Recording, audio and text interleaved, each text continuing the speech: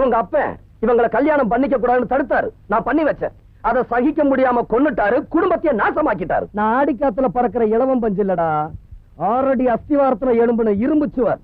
புயல் அடிச்சாலும் உதிராத பூ, அலை அடிச்சாலும் கவிழாத கட்டுமரம். நீ 1000 தான் பேசினாலும் எதையும் நிரூபிக்க முடியாது. காதலிக்கிறவங்களை சித்திரவதை செய்யறது உனக்கு ஒரு பொழுதுபோக்கு, அவங்களை அள வைக்கிறதுல உனக்கு ஒரு ஆனந்தம். ஆதாரம் இல்லாத குற்றச்சாட்டு. உன் சொந்த தங்கையோட வாழ்க்கை. உன் தங்கச்சி ஒரு ஏழைய காதலிச்சாங்க, பிரிக்க பார்த்த, முடியல. கல்யாணம் நடந்துச்சு, ஆனா அவங்க சேர்ந்து வாழ முடியாம ரகசியமா அடைச்சு வச்சிருக்க, சித்திரவதை பண்ணிக்கிட்டு இருக்க. எங்க இருந்தோ வந்த அநாத பயணி. உனக்கு எப்படியா தெரியும்? பெத்தவங்களை பத்தி பிள்ளைக்கு தெரியாதா?